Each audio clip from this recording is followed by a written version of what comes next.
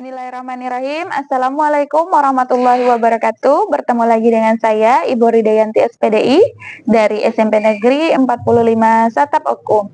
Alhamdulillah, segala puji bagi Allah Subhanahu wa Ta'ala yang telah memberikan nikmat iman serta nikmat kesehatan kepada kita semua. Salawat serta salam tidak lupa kita haturkan kepada junjungan kita Nabi Muhammad Sallallahu Alaihi Wasallam. Baiklah, pada kesempatan kali ini kita akan membahas tentang prinsip-prinsip jual beli, hutang piutang, dan serta bahaya riba dalam kehidupan sehari-hari. Mengapa penting? Karena dalam setiap transaksi harus berlandaskan nilai-nilai Islam agar membawa keberkahan. Dalam video ini kita akan membahas bagaimana menjalankan praktik jual beli yang halal, prinsip hutang piutang yang sesuai syariat, mengapa kita harus menjauhi riba dan bagaimana caranya. Mari kita pelajari bersama agar setiap langkah kita dalam bertransaksi selalu diridhai Allah Subhanahu wa Ta'ala. Selamat menyimak, semoga ilmu yang kita pelajari membawa manfaat dan berkah bagi kita semua. Yang pertama, kita akan membahas apa itu jual beli. Jual beli secara bahasa suatu persetujuan saling mengikat antara penjual sebagai pihak yang menyerahkan barang dan pembeli sebagai pihak yang membayar harga barang yang dijual. Adapun pengertian jual beli secara istilah, kegiatan tukar-menukar antara barang dengan barang atau barang dengan uang berdasarkan syarat dan rukun tertentu. Jual beli di dalam Islam disebut sebagai muamalah. Apa itu muamalah? Muamalah adalah istilah dalam hukum Islam yang merujuk pada aturan dan tata cara berinteraksi antar manusia dalam urusan duniawi, terutama dalam aktivitas ekonomi seperti jual beli, pinjam meminjam, sewa menyewa, dan transaksi bisnis lainnya. Muamalah bertujuan untuk menciptakan hubungan yang adil, jujur, dan sesuai dengan nilai-nilai syariah. Dasar hukum jual beli itu terdapat 3. Yang pertama itu dasar hukumnya berdasarkan dari Al-Quran. Yang kedua itu bersumberkan dari hadis. Yang ketiga itu bersumberkan dari pendapat ijma. Dalam Al-Quran, dasar hukum jual beli terdapat dalam Quran surat An-Nisa surat keempat ayat ke-49. Yang artinya, wahai orang-orang yang beriman, janganlah kamu memakan harta sesamamu dengan cara yang batil, tidak benar, kecuali berupa perniagaan atas dasar suka sama suka di antara kamu. Janganlah kamu membunuh dirimu, sesungguhnya Allah adalah Maha Penyayang kepadamu. Yang kedua terdapat dalam Quran surat Al-Baqarah surat kedua ayat ke-275. Yang artinya orang-orang yang memakan bertransaksi dengan riba tidak dapat berdiri, kecuali seperti orang-orang yang berdiri sempoyongan karena kesurupan setan. Demikian itu terjadi karena mereka berkata bahwa jual beli itu sama dengan riba. Padahal Allah telah menghalalkan jual beli dan mengharamkan riba. Siapapun yang telah sampai kepadanya peringatan dari Tuhannya menyangkut riba, lalu dia berhenti sehingga apa yang telah diperolehnya dahulu menjadi miliknya dan urusannya terserah kepada Allah. Siapa yang mengulangi transaksi riba, mereka itulah penghuni neraka, mereka kekal di dalamnya. Dasar hukum jual beli yang kedua yaitu terdapat pada hadis. Nabi Muhammad SAW pernah bertanya, usaha, pekerjaan atau profesi apa yang paling baik, paling ideal? Beliau menjawab, pekerjaan, usaha, seseorang dengan tangannya sendiri dan setiap jual beli yang baik. Hadis riwayat Bazar dan Al-Hakim. Yang ketiga yaitu bersumber dari ijma. Perihal jual beli, para ulama menjelaskan jual beli termasuk salah satu urusan muamalah. Apakah kamu tahu syarat dan rukun jual beli? Syarat jual beli terdapat 3, yaitu yang pertama syarat pelaku jual belinya, yang kedua syarat barang yang diperjualbelikan, yang ketiga syarat akad ijab qabul. Syarat pelaku jual beli yang pertama itu adalah berakal sehat. Jadi si penjual dan si pembeli adalah orang-orang yang berakal sehat. Kemudian yang kedua balik, dalam artian sudah dewasa dan bisa membedakan mana yang baik dan mana yang benar. Kemudian yang ketiga, atas kehendak sendiri tanpa dipaksa oleh siapapun. Yang keempat, keduanya tidak melakukan kegiatan mubazir atau perbuatan yang sia-sia. Yang kelima, saling rela antara kedua belah pihak. Kemudian syarat yang kedua, syarat barang yang diperjualbelikan. Syaratnya adalah suci, bermanfaat, diperbolehkan oleh agama, barang yang akan dijual adalah milik si penjual, dapat diserah terimakan pada transaksi jual beli, barang yang diperjualbelikan ada atau berwujud, ada wujud barangnya dan tidak dalam sengketa. Syarat yang ketiga, syarat akad ijab qabul. Apabila terdapat sigat atau pernyataan berupa ijab qabul antara kedua belah pihak, baik penjual maupun pembeli, terkait dengan transaksi jual beli, serah terima kedua belah pihak sesuai hasil transaksi dan adanya kerelaan kedua belah pihak, maka transaksi jual beli ini dianggap sah atau betul. Selanjutnya, rukun jual beli. Rukun yang pertama yaitu ada orang yang melakukan akad transaksi, ada penjual dan ada pembeli. Jadi ketika jual beli ini berlangsung harus ada yang menjual dan ada yang membeli. Yang kedua, ada sigat atau bentuk pernyataan terkait jual beli. Yang ketiga, ada barang yang diperjualbelikan, dan yang terakhir itu ada nilai tukar pengganti barang atau uang. Maka jual beli tersebut dianggap sah.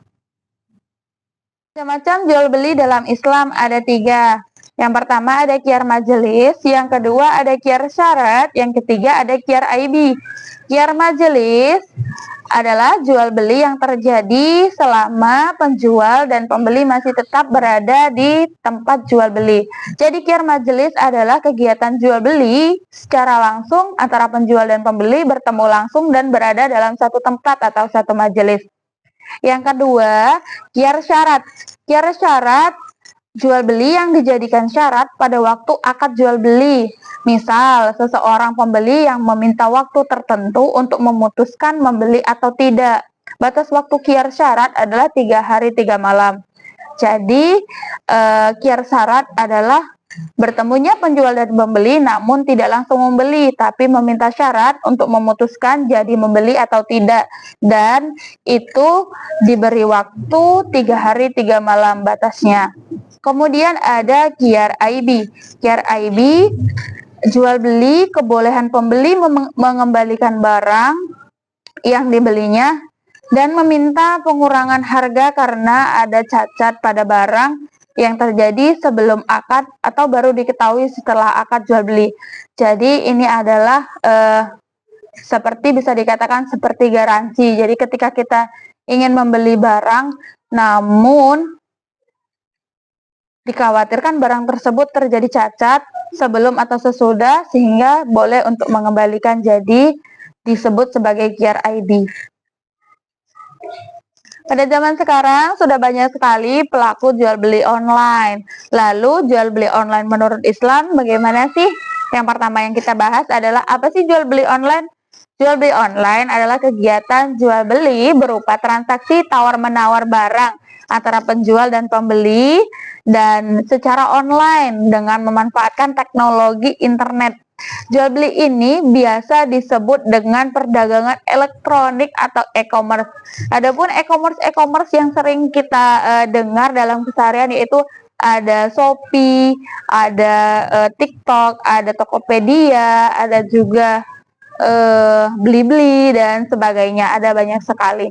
Kemudian bagaimana sih hukumnya jual beli online itu menurut Islam? Jadi hukum jual beli online dalam Islam yaitu kegiatan jual beli online termasuk dalam kategori muamalah. Kaidah fikih tentang hukum dasar dan muamalah adalah mubah atau boleh. Berikut adalah contoh praktik jual beli yang halal dan sesuai syariah. Kita lihat ilustrasi animasi berikut, terdapat penjual dan pembeli, terdapat barang yang dijual beli, kemudian terdapat ijab qabul saat jual beli. Jadi praktik jual beli yang dilakukan adalah halal dan sudah sesuai dengan rukun dan syarat sah jual beli. Kita lanjut ke pembahasan selanjutnya, yaitu utang piutang. Utang piutang adalah memberikan harta atau benda kepada orang lain dengan perjanjian akan dikembalikan sesuai ketentuan yang telah disepakati. Dalam utang piutang terdapat rukun yang harus dipenuhi, yaitu adanya harta atau barang, ada ijab kabul, dan ada pemberi uang. Hal penting yang harus diperhatikan dalam utang piutang adalah tidak ada unsur riba dalam utang piutang atau pinjam meminjam tersebut. Hukum memberikan utang adalah boleh.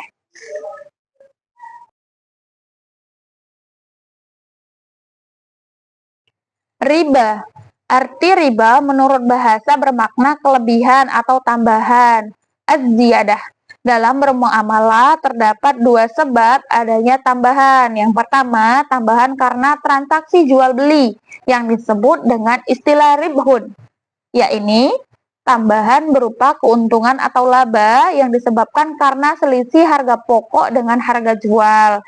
Yang kedua, tambahan atau melebihkan jumlah pada saat pengembalian utang berdasarkan persentase dari jumlah pinjaman pokok yang dibebankan kepada peminjam. Tambahan yang ditentukan dalam utang piutang ini disebut riba. Dengan kata lain, riba adalah penetapan bunga atau melebihkan jumlah pengembalian pinjaman yang dibebankan kepada peminjam. Jenis-jenis riba. Yang pertama, ada riba qard. Riba qard adalah sejumlah tambahan yang diminta oleh pihak yang memberi hutang terhadap orang yang berhutang saat mengembalikan hutangnya. Jadi ketika kita berhutang kepada seseorang 100.000, maka orang itu meminta kita mengembalikan lebih dari 100.000. Jadi dia meminta sejumlah tambahan ketika kita melunasinya. Ada yang kedua yaitu riba jahiliyah. Tambahan yang diminta seseorang atau peminjam karena tidak dapat melunasi pinjaman tepat waktu atau pada jatuh tempo yang dijanjikan. Sehingga pihak pemberi pinjaman menambah jangka waktu pengembalian utang dengan syarat adanya tambahan pada saat pelunasan. Sehingga jumlah yang dibayarkan saat mengembalikan utang menjadi lebih besar dari utang sebenarnya. Jadi riba jahiliyah ini bisa kita contohkan, misalnya kita membeli motor dengan harga 20 juta dalam tempo waktu 20 bulan. Namun pada waktu 20 bulan tersebut kita belum bisa melunasi hutang tersebut. Maka pihak peminjam akan menambah waktunya menjadi lebih dari 20 bulan, tapi dengan syarat menambah jumlah hutang kita. Jadi jumlah hutang kita tidak lagi 20 juta, melainkan lebih dari 20 juta. Berikut adalah ilustrasi atau contoh dari riba. Terdapat foto yang pertama adalah jual beli yang dilakukan secara cash dengan harga normal, yaitu menjual tas dengan harga 35.000, maka dibeli dengan harga 35.000 per pieces. Kemudian ada dengan versi pay later. Pay later adalah bayar nanti. Jadi beliau bertransaksi membeli tas namun membayarnya nanti. Dan itu dengan dicicil, maka harganya akan berubah, tidak lagi menjadi 35.000, maka akan bertambah lebih besar dari harga awalnya. Jadi lebih dari 35.000. Sifat jujur, bertanggung jawab, dan dapat dipercaya dalam bermuamalah sangat penting. Muamalah yang diajarkan dalam ajaran Islam berlandaskan sifat jujur, tanggung jawab, dan amanah atau dapat dipercaya. Dalam praktik jual beli perlu diterapkan sifat jujur dan tanggung jawab agar tidak terjadi penipuan yang dapat menimbulkan kerugian bagi salah satu pihak. Demikian pula dalam utang piutang. Setiap orang yang berhutang harus bertanggung jawab membayar seluruh hutangnya yang dimilikinya. Selain itu, seseorang yang tidak menerapkan sifat tanggung jawab terhadap hak orang lain dikhawatirkan akan menggunakan sesuatu yang bukan haknya seperti memakan riba. Alhamdulillah selesai sudah pembelajaran kita hari ini. Semoga apa yang kita pelajari hari ini bermanfaat untuk kita dan kita dapat mempraktekkannya dalam kehidupan keseharian dengan bermuamalah sesuai dengan ketentuan yang ditetapkan oleh Subhanahu wa taala, sehingga Allah selalu meridhoi kita dalam bertransaksi dan melakukan muamalah. Terima kasih. Demikianlah saya akhiri. Wassalamualaikum warahmatullahi wabarakatuh.